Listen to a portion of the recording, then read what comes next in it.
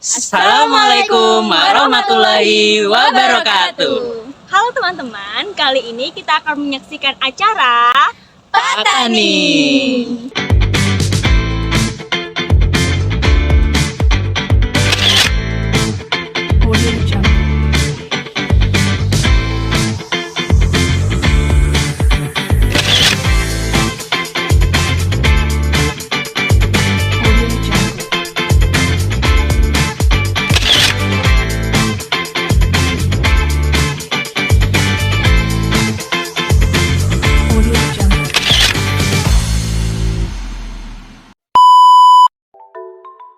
Pengertian pembelajaran kreatif. Kreatif berasal dari bahasa Inggris create yang berarti menciptakan. Sedangkan pembelajaran menurut Heri Rahyubi adalah proses interaksi peserta didik dengan pendidik dan sumber belajar pada suatu lingkungan belajar. Dapat disimpulkan bahwa pembelajaran kreatif adalah proses belajar yang tidak hanya tentang penerimaan informasi secara pasif, tetapi juga melibatkan kemampuan untuk menciptakan sesuatu yang baru dari ide-ide dan pengalaman yang diperoleh dalam lingkungan belajar.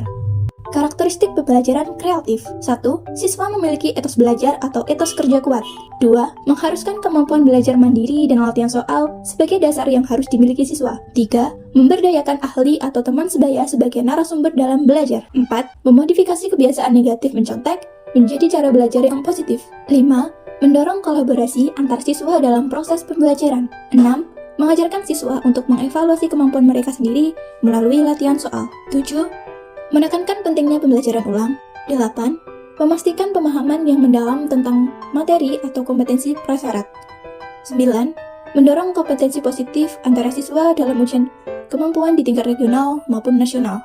10. Mendorong siswa untuk menunjukkan kreativitas dengan salah satu indikator sebagai berikut. A. Kemampuan menjalankan rencana pembelajaran secara nyata dan efektif. B. Kemampuan menyelesaikan persoalan ilmu pengetahuan dan keterampilan dengan efisien. C. Kemampuan menemukan strategi, metode, rumus, atau teori baru dalam proses pembelajaran. Prinsip-prinsip pembelajaran kreatif kritis. Menurut Purwanta tahun 2006, pembelajaran kreatif merupakan pendekatan pembelajaran yang berfokus pada pengembangan kemampuan peserta didik dalam hal kreativitas dengan melibatkan pemikiran kritis. Berikut adalah penjelasan mengenai prinsip-prinsip pembelajaran kreatif kritis. Yang pertama adalah keaktifan peserta didik. Dalam pembelajaran kreatif, peserta didik tidak hanya menerima informasi secara pasif dari guru, mereka didorong untuk kritis dalam proses belajar mengajar. Yang kedua, konstruktivistik. Konstruktivistik menekankan bahwa pengetahuan dibangun oleh peserta didik itu sendiri melalui pengalaman dan interaksi dengan lingkungan. Dalam pembelajaran kreatif, dengan menekankan pemikiran kritis, guru berperan sebagai fasilitator yang membantu peserta didik dalam membangun pengetahuannya sendiri. Yang ketiga, belajar kooperatif dan kolaboratif. Belajar kooperatif dan kolaboratif adalah strategi pembelajaran yang menekankan pada kerjasama antara peserta didik. Dalam pembelajaran kreatif kritis, peserta didik didorong untuk bekerja sama dalam menyelesaikan tugas dan proyek. Terapkannya prinsip seperti ini juga dapat membantu siswa meningkatkan hasil belajar, keterampilan sosial, dan motivasi belajar. Yang keempat, belajar kreatif. Belajar kreatif adalah proses belajar yang menghasilkan sesuatu yang baru dan asli. Kemampuan belajar kreatif ini dapat membantu siswa untuk menyelesaikan masalah, membuat keputusan, dan beradaptasi dengan perubahan. Ada banyak cara untuk mengembangkan kemampuan berpikir kreatif, seperti berlatih menghasilkan ide, pikir kritis, memecahkan masalah, buat keputusan, dan berpikir terbuka. Kelebihan model pembelajaran kreatif kritis. Yang pertama, mendorong etos belajar yang tinggi. Model pembelajaran kreatif kritis ini menekankan pada proses pembelajaran yang aktif dan melibatkan siswa secara langsung. Dengan demikian, siswa diberi kesempatan untuk mengembangkan etos belajar yang tinggi seperti kemampuan berpikir kritis, kreativitas, dan inovasi. Yang kedua, memanfaatkan kolaborasi antar teman sebaya. Model ini mendorong siswa untuk bekerja sama dan saling membantu dalam proses pembelajaran.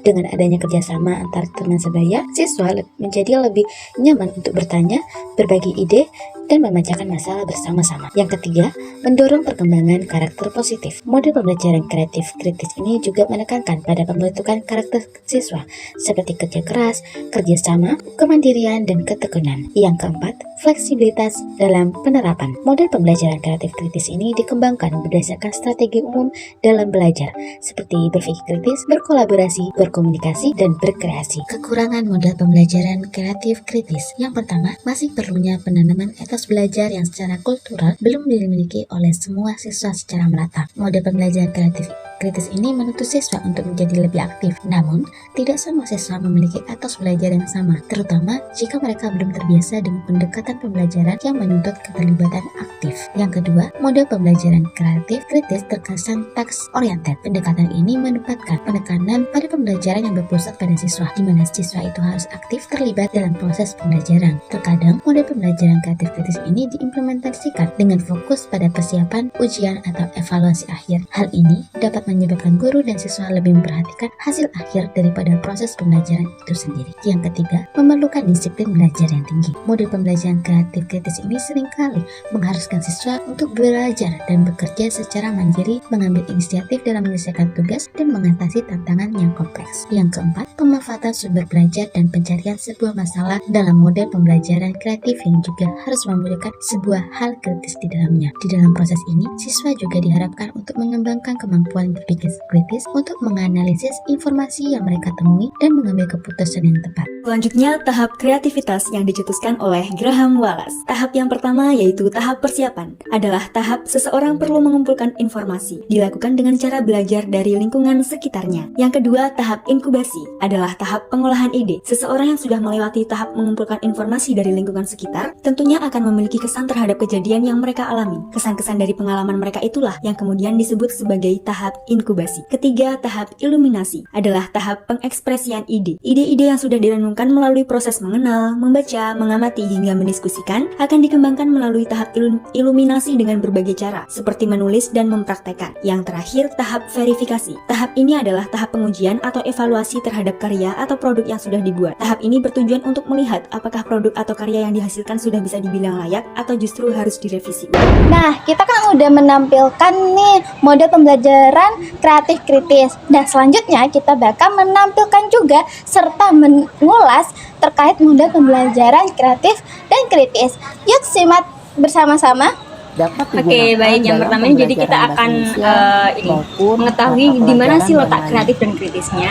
Nah, yang pertama ini ada kekreatifannya. Itu pada cuplikan ke detik 16. Nah, itu di situ tuh guru memanfaatkan media permainan untuk digunakan sebagai hal-hal yang penting, misalnya seperti pembelajaran. Juga membutuhkan dadu untuk memainkan permainan ular tangga. Saya menggunakan aplikasi Kocok Dadu online. Nah, kemudian di cuplikan selanjutnya ini, guru ini tuh memanfaatkan teknologi. Bisa terlihat guru ini membuat ular tangga menggunakan aplikasi Canva dan juga menggunakan aplikasi Pilih untuk membuat kocok dadunya.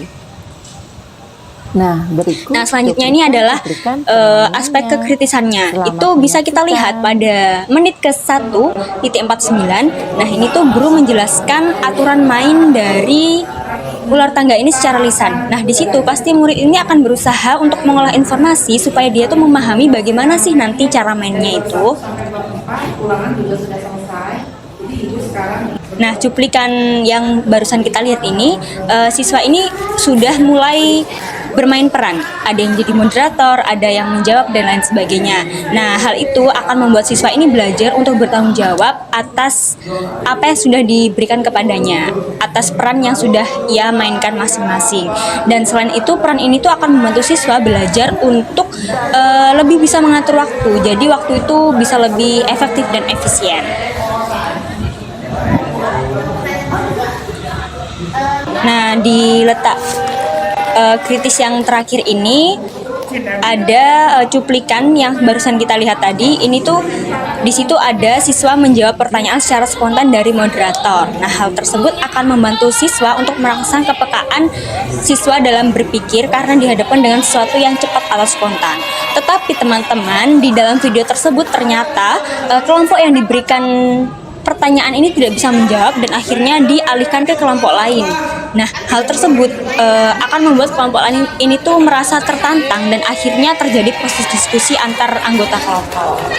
Nah, untuk selanjutnya akan dijelaskan oleh teman saya.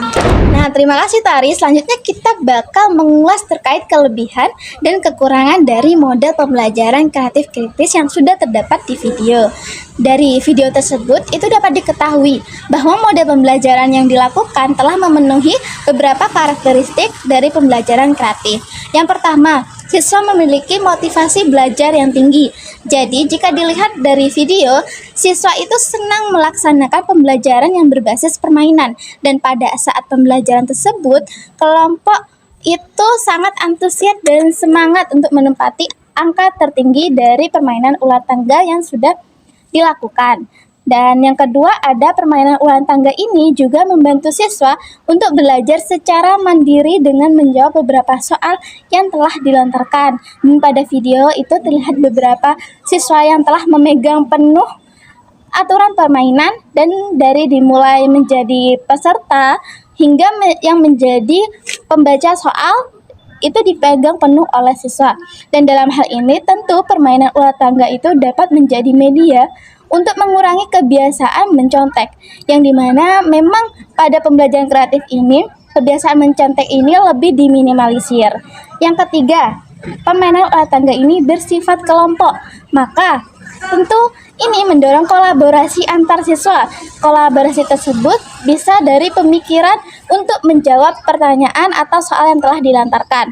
Yang keempat, dalam permainan ular tangga ini juga terdapat beberapa soal yang harus dijawab. Tentunya hal ini membantu siswa untuk mengetahui dan mengevaluasi kemampuan mereka dalam mengetahui materi-materi yang telah disampaikan oleh guru sebelumnya.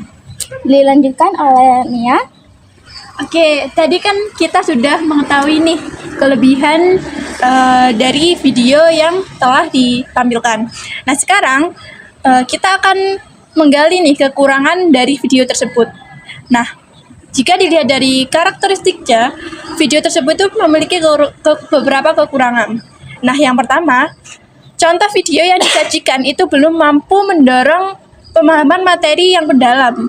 Karena di situ kan siswa hanya diminta menjawab soal-soal tanpa ada evaluasi yang lebih lanjut dari guru. Nah, di sini peranan guru sebagai fasilitator itu masih kurang, karena kan siswa dibiarkan secara penuh menguasai permainan. Kemudian yang kedua, permainan ini tuh memang bisa mendorong kompetensi yang positif antar siswa. Tetapi ini tuh belum bisa menyeluruh, karena beberapa siswa itu banyak yang tidak memperhatikan dan cenderung pasif. Kemudian yang ketiga, permainan ini juga belum bisa mendorong kreativitas siswa secara penuh, karena kan bentuk kreativitasnya itu hanya terletak pada media pembelajarannya, yang mana media ini kan yang buat hanya gurunya. Sehingga di sini kan siswa hanya memakai dan tidak ada proses yang mendorong siswa untuk membuat atau menciptakan suatu produk. Kemudian kalau kita lihat nih dari prinsipnya, video ini sudah memuat pembelajaran kreatif. Misalnya pembelajaran kreatif ini kan mengutamakan belajar kooperatif dan juga kolaboratif. Maka dari contoh video tersebut sebenarnya sudah menunjukkan adanya kolaborasi antar peserta didik. Lalu pembelajaran pada video tersebut juga sudah mendorong keaktifan peserta didik. Meskipun itu belum maksimal karena yaitu tadi karena siswa itu tidak semuanya terlibat. Kemudian siswa ini juga belum bisa menghasilkan sesuatu yang baru dari permainan tersebut. Nah, sedangkan kalau kita lihat nih dari tahap kreativitasnya, video ini tuh belum sepenuhnya mencakup semua tahap kreativitas, karena kami itu tidak menemukan video yang mencakup semua tahapan kreativitas seperti tahap inkubasi, eliminasi, dan juga verifikasi. Nah, selanjutnya bagaimana untuk mengatasi kekurangan akan disampaikan oleh rekan saya. Ya, terima kasih pada rekan saya nih ya. Jadi mungkin kalau kita tadi sudah membahas, oleh rekan-rekan saya sudah membahas mengenai kelebihan dan juga kekurangannya, maka tidak afdol apabila sudah membahas kekurangan tetapi tidak membahas solusinya bagaimana. Jadi secara garis besar memang terdapat 3 kekurangan dalam video pembelajaran tersebut. Yang pertama ialah anggota dari setiap kelompok itu dianggap kurang berkolaborasi. Nah, hanya cenderung pasif saja dan menonton saja, dan terkadang juga tidak berani untuk mengungkapkan pendapatnya meskipun mungkin si anak ini tahu mana yang salah dan juga mana yang benar. Nah, untuk solusinya sendiri mungkin yang dapat diberikan dari permasalahan seperti ini itu dapat ditinjau dari dua sisi. Jadi dari sisi yang pertama itu dari sisi siswa itu sendiri, mungkin dapat menerapkan suatu peraturan dalam kelompok tersebut dengan menuntut siswa itu agar menyumbangkan idenya pada saat proses berpikir kritis. Nah, bila dari sisi guru ataupun pendidik, guru dapat memberikan penghargaan bagi siswa yang aktif dalam menyumbangkan pemikirannya pada saat proses pembelajaran kreatif ini tadi. Nah, untuk poin yang kedua, kekurangan poin yang kedua. Jadi kekurangan poin yang kedua ini, siswa hanya cenderung menjawab suatu pertanyaan saja tanpa adanya evaluasi yang dilakukan oleh gurunya. Nah, dalam hal ini seharusnya guru itu sebagai fasilitator dapat menekankan evaluasi sebagai hal yang wajib apabila suatu pembelajaran akan usai. Guru dapat menilai dari sisi manapun, baik itu dari sisi kognitifnya ataupun dari sisi jalannya permainannya. Evaluasi seperti ini tuh diperlukan karena bukan hanya tentang mendapatkan suatu nilai, tetapi juga tentang memahami kekuatan dan juga kelemahan dari siswa itu sendiri. Nah, untuk kekurangan yang ketiga, siswa itu dianggap kurang kreatif karena dalam pembelajaran tersebut, dalam pembelajaran ular tangga ini hanya medianya saja yang dianggap kreatif, sedangkan siswanya hanya menonjolkan aspek kritisnya saja. Nah, memang dalam pembelajaran tersebut, dalam video pembelajaran tersebut, siswa dirasa memang tidak diberikan keleluasaan dalam hal kreativitas, tetapi mungkin dari segi pembelajaran berikutnya ataupun pertemuan berikutnya, guru dapat membebaskan siswa agar dapat mengonsep pembelajaran kreatif seperti apa yang mereka inginkan sesuai dengan materi yang berlaku pada saat itu. Nah, mungkin itu sih kalau dari solusinya. Nah, berarti teman-teman semua udah paham nggak sih tentang mode pembelajaran kreatif kritis ini ya? Nah, selanjutnya kita harus ngapain nih guys? Abis kita udah mengulas semuanya, gimana nih Nia? Gimana nih Kak? Gimana Kak? Oke, setelah kita membahas hasil review tadi dari segi analisis kreatif dan kritisnya seperti apa, dari segi kelebihan dan kekurangannya seperti apa, dan juga solusinya, mari kita simak testimoni dari narasumber yang pernah terlibat dalam pembelajaran kreatif kritis ini. Nah, kita sekarang sudah bersama kakak yang pernah melakukan pembelajaran kreatif nih. Kita langsung tanya-tanya aja nih. Halo Kak. Halo. Kakak pernah melakukan pembelajaran kreatif seperti apa nih Kak? Oke, jadi kita kalau ngomongin tentang pembelajaran kreatif nih, biasanya kan kita sudah menemukan banyak di berbagai SD, SMP maupun SMA. Yang pernah kakak lakukan itu, yang pernah kakak ketemui yaitu pembelajaran kreatif, yaitu menggunakan barang-barang bekas salah satunya. Jadi kita menggunakan seperti kayak gelas aqua yang bekas, terus sedotan, stick es krim, itu dengan menerapkan pada pembelajaran mata pelajaran yaitu matematika salah satunya. Oh, baik-baik. Nah, untuk tanggapan kakak terhadap pembelajaran kreatif ini seperti apa Kak? Oke, jadi pembelajaran kreatif ini selain kita fokus ke salah satu materi pelajarannya, misal matematika, kita juga bisa fokus pada materinya lainnya, yaitu menjaga kelestarian lingkungan. Nah, ketika kita menggunakan barang-barang bekas, itu bagian salah satu untuk menjaga lingkungan terhindar dari sampah. Oke, baik Kak, terima kasih atas testimoninya.